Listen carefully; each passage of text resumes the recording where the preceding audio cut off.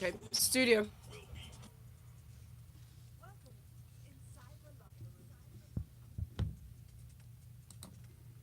Good morning, Lagos. So you are welcome inside the locker room here on Smooth Breakfast with Kayode Baker. And Folu In the Storms. studio with us, we have Biola in. How are you doing, my dear? I am fine for Fantastic, aha. especially for having you here in your Yeah. bright colors. Oh, Yes, thank you. Thank yes, God it's Friday. Good to yeah. be here as always. Exciting, very great to be here.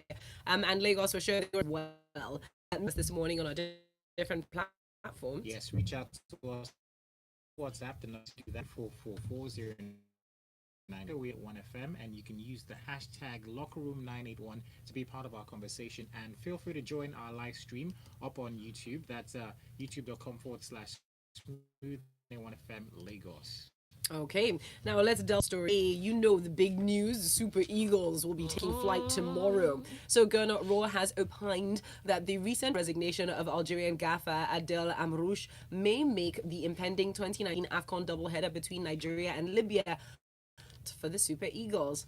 Amrouche announced his exit from the North African side on Tuesday with reasons pointing to the fact that the Libya Football Federation has refused to pay him his salary for 6 months. Oh gosh, this salary the problem. salary thing in Africa. Oh well. Roar, however, believes that the Eagles will not have it easy with the Mediterranean giants because Mediterranean Knights, excuse me, because of their seemingly calamitous state, as the chance to impress caretaker manager Omar Al Mariami may spur the Libyans to raise their game. Really, I think at this point the Super Eagles just need to forget about the Libyan coaching issues. Forget about whether one coach resigned and there's a new coach. I think all they need to put in mind at this point is the fact that they sit third on table, sit third behind Libya and South Africa, and this is a must-win match. I mean, this double header is definitely a must-win, knowing we have missed the last two African Cup of Nations. We do not intend consecutive time. So at this point, yes, it might make the tie a little more difficult, knowing they have an assistant coach, former assistant coach, as the head coach now, and nothing much really changes. Knowing he has been in the team for a long time, he understands the team. The players also know him quite well, but that is absolutely none of the Super Eagles business, in my opinion. Do not put that to mind. The point here is games are a must win and be decided on. Do not underestimate the Libyans. We just hope to get, maximum points, 6 points at home and over there in Libya in 4 days. I mean, it cannot be easy playing back to back matches against the same team Yeah. in 4 days. So I think the Super Eagles really need to forget about the coaching issues in Libya and face the game on. Yeah. Do you think Odion Gallo is going to finally find his scoring boots? Because that is the worry for me. We have different players in different places that can score. Iheanacho can score. Yes. Mikel can score, although, I, but Odion Gallo, I I don't think know. he really has to prove a point to Nigerians. I mean, it goes beyond scoring in China. It goes beyond scoring for your club side. You also need to prove a point to the Nigerians and for the Yes, national team. In my opinion, anywhere the goal comes from is it should fine. just come Really, in. we just need those goals to get in. We need goals from anywhere, defense, midfield, attacking. But truly, Odeno Ihalo has to prove a point. But wherever the goals come from, we will take them. All right, let's talk about the Akwa Ibom state government. Okay, now the state government has reduced cost of match tickets for the fans interested to see the Super Eagles and the Mediterranean Knights tie in Uyo. Excuse me. The Akwa Ibom government has announced that basically they're slashing its tickets basically from 1,000. Tickets generally were expected to be from 1,000 and 2,000 naira for popular and VIP stands respectively. But generally they're slashing the prices. Yes, of course. Fans can pay as low as 500 naira. 500 naira actually for the popular stands, and 1,000 naira for VIP. So Okay. this, of course, makes it easy as many fans as we can get. But I'm also concerned about security issues. I hope the Akwa Ibom government are also ready to curb that, because we know how thugs and all can storm And stadia, It's just especially in passion. Nigeria. How a whole lot of stadia could get overcrowded. I mean, we saw it in, was that Kano or Kano. Kaduna at a time, Yeah. where fans had to even But that was climb the free though. floodlights.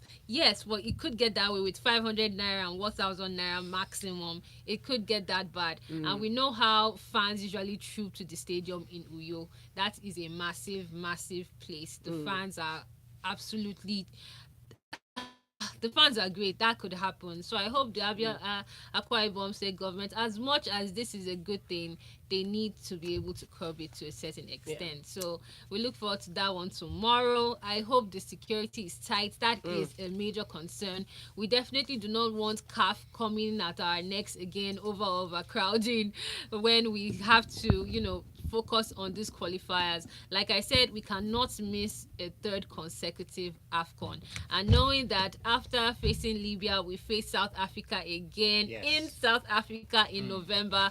Remember how they beat us here last year, and we definitely don't want a repeat of that. And we know South Africa are very, very strong at home. Yes. So that is what makes the two legs against Libya very, very important. So we hope to get 6 points in all. Okay. I just wanted to make a comment about, the thugs getting in. It was just one time I was thuggish. I don't know why you have to call me out on just one time, Lagos. Anyways, let's move on now. Let's talk about the Lagos Open. So Frenchman Tommy Jombi continued his great run at the Lagos Open International Tennis Championships with a 7-5, 6-2 quarterfinal win over Nikki Punacha of India on Thursday. The top seed, who won the first leg of the combined $100,000 prize money event, was stretched by the 7th seed in the first set, but he improved his mettle in the second, hitting a number of winning shots. It was another French triumph over India as third seed Arthur Rinderknecht, I think that's his name, overcame a stern test from Ariane Govies, the 8th seeded, in what was adjudged the game of the day. Meanwhile, Britain's Jack Draper, the 4th seeded and 5th seeded Danilo Kalenichenko of Ukraine, completes the final four following triumphs over Tyler Liu of the USA and Benjamin Locke of Zimbabwe, the 2nd seed. While in the women's singles, Swiss prime seed Connie Perrin defeated 7th seeded Teresa Milaklikova of Slovakia 6-4, 6-2.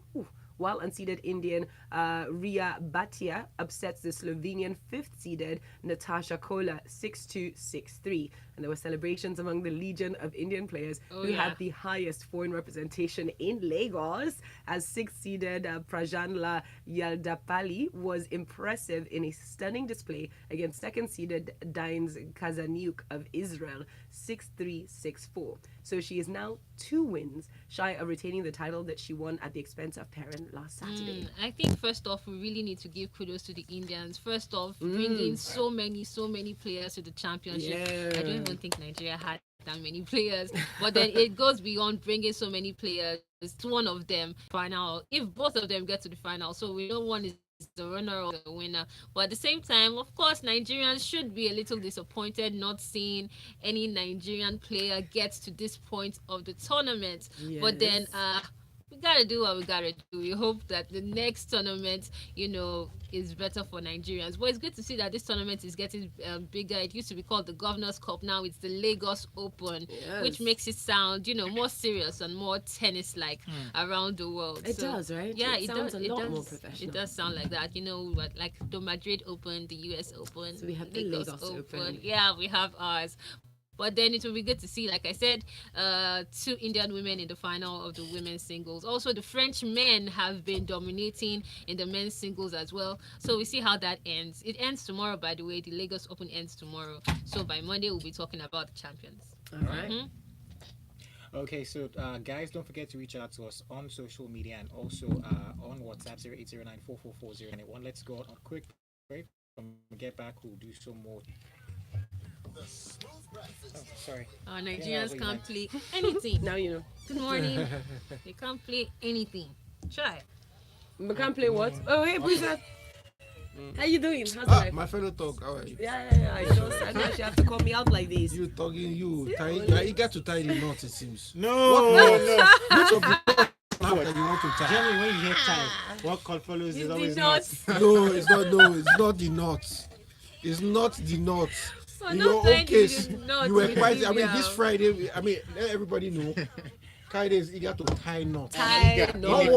He probably has a secret wedding tomorrow. Hey, for all we know, right? Oh, this is not business. That's true. It follows because we were talking about Owambes the other day, how it's like an important thing. So, you see, we're beginning to see these parallels. Let's see. It's okay, shy. Kayode, don't be shy. Oh, Lord God. Hey, let me just quickly nip these. Okay, so we're gonna roll through all the ads at once. Okay. It's better. The time to talk. Tata. Okay. What did I? Oh, what are you talking about for Lagos Talks 901? Feel good Friday. Because I'm ready to play music. I'm tired. I'm sure it'll come to us. We can also do that series thing we talked about the last time. Oh yeah, that was good. We can make that. We could come back with that. That's true. List of series. Did we post that series? Did we post it? We're supposed to post it We did. on Facebook. Yeah, we should check. It's We there. should do a recap. That's actually even for me, so I can go back and battle it with him. Driving Lagos. Maybe now we can do movies, not series. Movies. Yeah, The thing is, people are not big on. They will eventually cross into series. series. I think people will start talking about Nigerian movies. Please, I miss Game of Thrones. I can't stay much longer without dragging. Say what?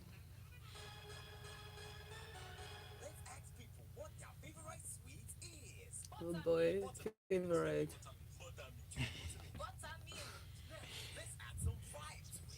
I did a video the other day, and there was in the voiceover it was delicacy. So I just know it was at ad agency. So I was like, "Do you want me to say delicacy or delicacy?" I say, as a Nigerian, you know. I said, "Okay, no problem." I said, "Let me just check now." So I come here and speak English for you people. Be angry. When is it bad luck to see a black cat? All time, little kid. Never. Where do tough chickens come from? Hard-boiled eggs, mommy. That's my Jeez. That's material. My child needs a hard boiled egg. He's funny.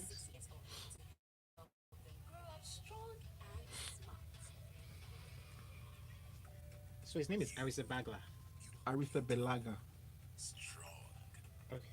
Kepa Aretha Belaga. I've heard different pronunciations of that name already. I'm God. going by Gage's pronunciation. Where is he? Don't I think he's in England now. That's why. Yeah, that's why most Chelsea. people just prefer to call the first name. Kepa. Yeah, it's Kepa the keeper. Okay, we're back I've in been playing safe with that too. studio.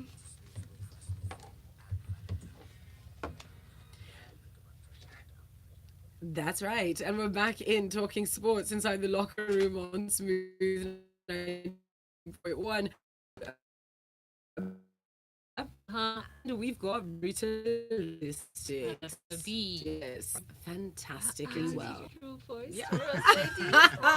He's Friday. He's Friday. Friday voice. Friday voice. All right. Okay, so let's talk about our next story. Spain continued their sparkling start to life under Luis Enrique with a 4-1 win away to Wales in a friendly on Thursday, helped by 2 goals from Paco Alcacer, as they earned a 3rd straight win since their former Barcelona manager took charge. Now, Alcacer continued his rampant form by smashing the ball into the top corner in the 8th minute at the Principality Stadium, scoring for the 5th game in a row after netting 7 times in his last 4 outings for Borussia Dortmund.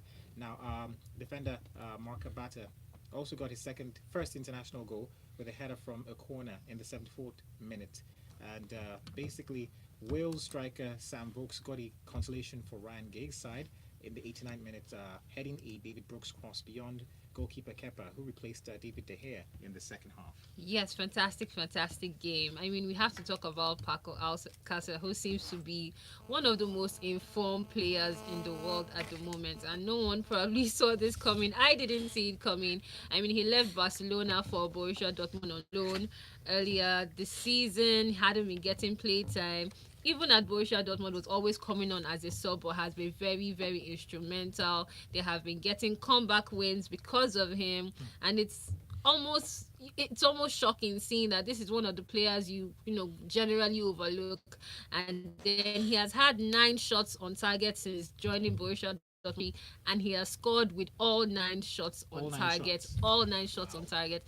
That is pretty impressive. But the Spanish side looking really, really good. And then you just have to reminisce and go back to the World Cup. Imagine how they would have been under Luis Enrique, those coaching issues, 2 days or 1 day to the World Cup, but because they have a massive, massive squad, they have squad depth as well. Even when the likes of Gerard Piqué have retired from international football, they have so many others coming up and playing very well for the side. So yes, Wales were really and totally was a good win for Spain.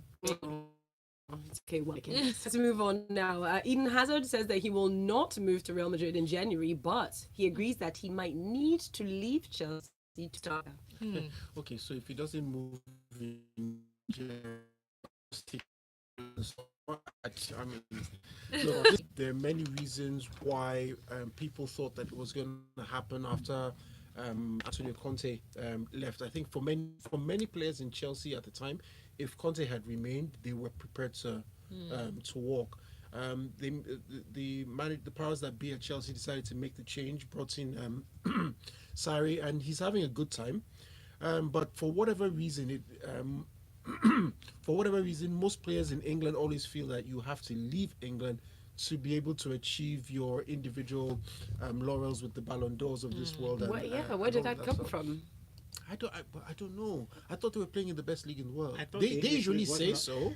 That's the irony. That's what I'm they playing in the say. best league in the world. That's true. Until it's time to win the Ballon d'Or, I say, I'm gonna walk to Spain, yes. get some sun. And This some place will not let me A- shine. as much as it's tagged the best league in the world, there's also this thing about saying that the likes of Real Madrid and Barcelona are the biggest clubs in the world, you know. And when you're talking about moving to Spain, the first clubs that come to your mind are Real Madrid and Barcelona.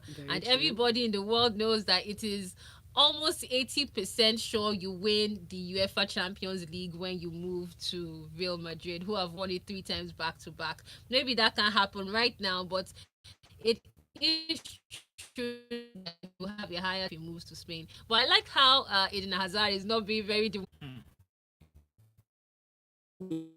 turned on. Big side face a important tie against the Republic of Ireland, a Group B 4 match, and Bale is a major doubt to at the Aviva. Yes, we without Gareth Bale yesterday, and they looked completely ordinary. But then this is muscle strain or something this time. Muscle fatigue. Muscle for kind of injury And he's not Gareth even Bale playing for Arsenal. hasn't had. But I think that he would way if he didn't have so many injuries. I mean, he's fantastic even with his injury constraints, and it's really sad seeing that he misses game after game for club, for country. The question here is, how long can he continue like this? You know, I find it a bit bizarre that you're suffering muscle fatigue so early in this the season. That is 7 matches into La Liga. Yeah, I mean, it seems it's either he's not looking after himself properly, or it's almost an indictment on someone somewhere, either Real Madrid or he's not looking after himself in terms of lifestyle and things like that. 7 games into the season, you have muscle fatigue. How do you achieve that? Please, which muscle? I'd like to know which one. I don't think I would want to blame the Real Madrid physio department or anything, because he seems to be the only player who is very consistent in injuries at Real Madrid. But in that case, does it then suggest that they're not fine-tuning training and training methods for him, knowing he's such a delicate peculiar. flower? And all of that stuff. You just call him a delicate flower. Wow, Bruta. Wow. Oh well, we hope he gets. And the problem here is he's aging, and the injuries would become even more, because like Brutalistic said, early in the season and you're suffering muscle fatigue. He's really just tired. weird, So really she, weird. just for the record, she just called him an aging delicate. Just so I put it out there. Oh, wow. We've got a couple of messages very quickly. Chimabi Victor from Alaba International says Chelsea should just start looking for Eden Hazard replacement, because I don't see him in Chelsea come next season. He is just playing for a move to Real Madrid. While Jacob sends in this one. Jacob says, if Eden Hazard, I beg you, if Eden Hazard Should leave Chelsea. leave Chelsea, I go wrong come out from Lagos go village. match. Okay, maybe is your time. Okay. Perhaps you never Maybe, know. oh, You because never this guy know. is going, You bro. never know. He's going. Ayodele Okufalami up on Twitter says, I don't see the slashing of tickets for the Nigeria-Libya match as a good development. Does it mean that the seats are not yet sold out by now? In the same climb that basketball is charging 45,000 naira for a game, football needs to be a profitable franchise. Those are basketball That games is that going charge to 45. take some time for football to be a very big franchise. We talk about people playing a whole lot of dollars and pounds when it comes to tickets in England and all around the world. But we know the quality of football in Nigeria is not the same. And this is national team football. We haven't even gotten there when it comes to the MPFL. So it's going to take a long time. There's several sub-layers of ecosystems that need to be placed around to be able to attain that sort of attractiveness in terms of ticket price. It will take some time. Big T sends in this message. He says Hazard, he would move to Real Madrid eventually. Chelsea would cash out on him rather than lose him on a free transfer by 2020. 70 million. Wouldn't you move? Again, in order to win the Ballon d'Or, he must.